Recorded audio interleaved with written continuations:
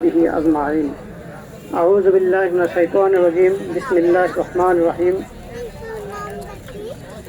وإذا قال ربك للملائكة إني جاعل في الأرض خليفة. صدق الله العظيم. আজকের এই ইফতার মাহফিলের সম্মানিত সভাপতি উপস্থিত আছেন গাজীপুর উপজেলার সম্মানিত নায়েবে আমির জনাব শফিকুল ইসলাম। আরও উপস্থিত আছেন ইউনিয়ন পর্যায়ের বিভিন্ন নেতৃবৃন্দ এবং উপস্থিত আছেন গাজীপুর সদর উপজেলার উলমা বিভাগের সেক্রেটারি।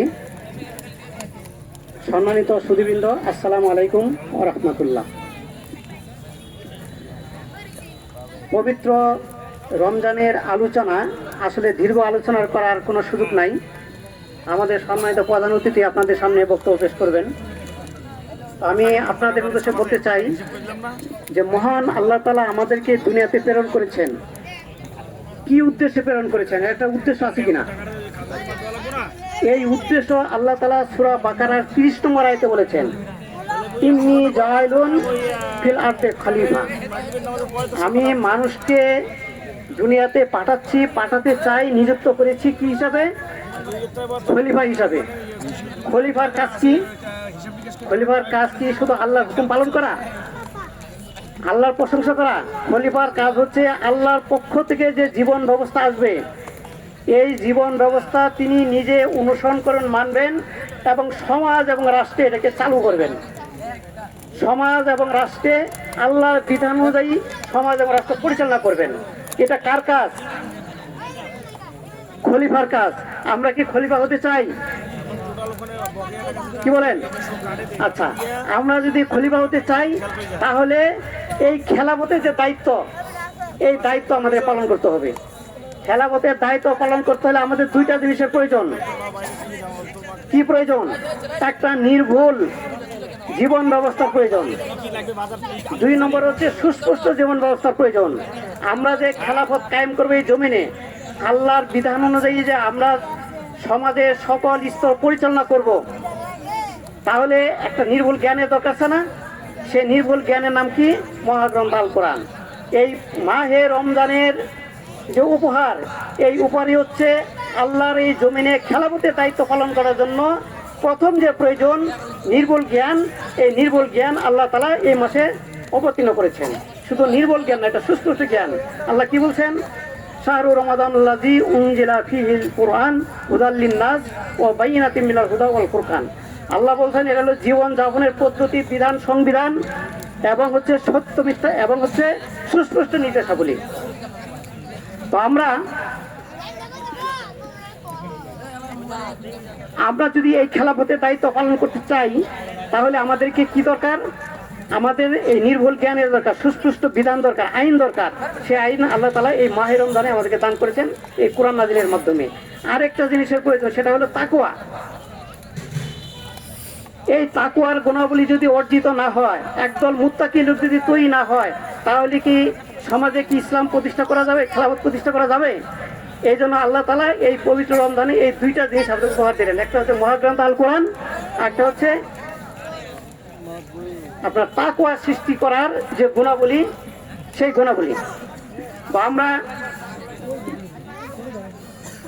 এই খেলাফতের দায়িত্ব পালন করতে হলে আমাদেরকে আল্লাহ তাআলা যে মহাগ্রন্থ আল কোরআন দান করলেন, এই কোরআনের প্রতি আমাদের কি আচরণ করতে হবে? আল্লাহ বলছেন, যালিকাল কিতাবু লা রাইবা ফীহি হুদাল লিল মুত্তাকিন। এই কোরআনকে জীবন ব্যবস্থা হিসাবে, হেদায়েতের গ্রন্থ হিসেবে, সংবিধান হিসাবে আমাদের গ্রহণ করতে হবে।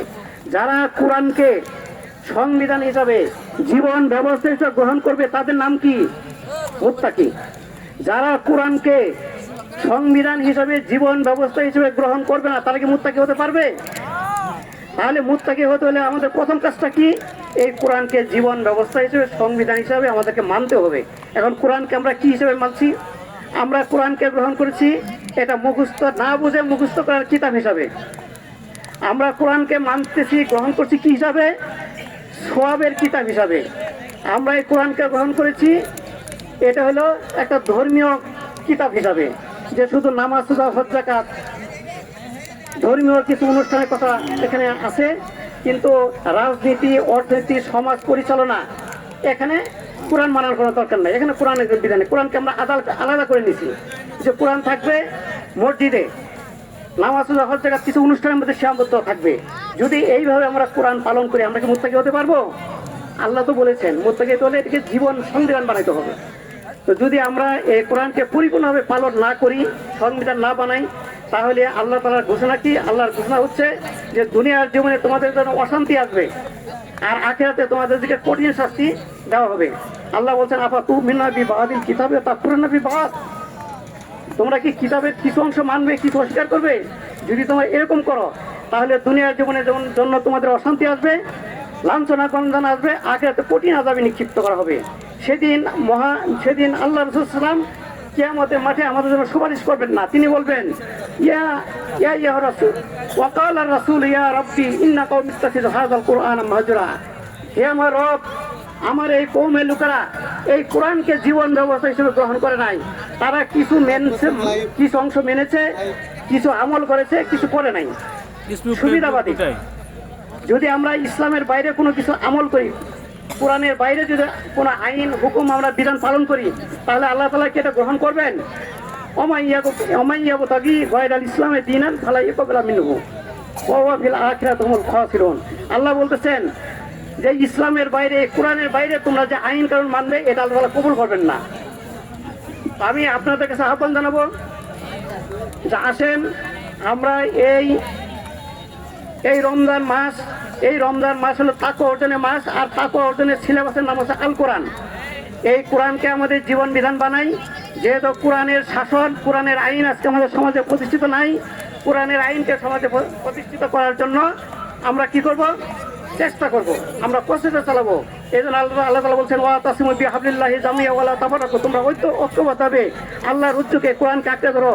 তাই আপনাদের আহ্বান জানাবো, আসেন আমরা জামাত ইসলামী বাংলাদেশ আল্লাহর এই জমিনে আল্লাহর খেলাফত প্রতিষ্ঠা করার জন্য, কোরআন প্রতিষ্ঠার জন্য কাজ করছে। আপনাদের আহ্বান জানাবো, আসেন আমাদের সাথে শরীক হন, আমাদের জীবনকে আমরা কোরআনের আলোকে গড়ে তুলি এবং সত্যিকার মুত্তাকি হিসাবে যাতে আমরা আল্লাহর কাছে পরিচয় দিতে পারি। আল্লাহ তাআলা আমাদের তৌফিক দেন ওয়া তাওফিক বিল্লাহ।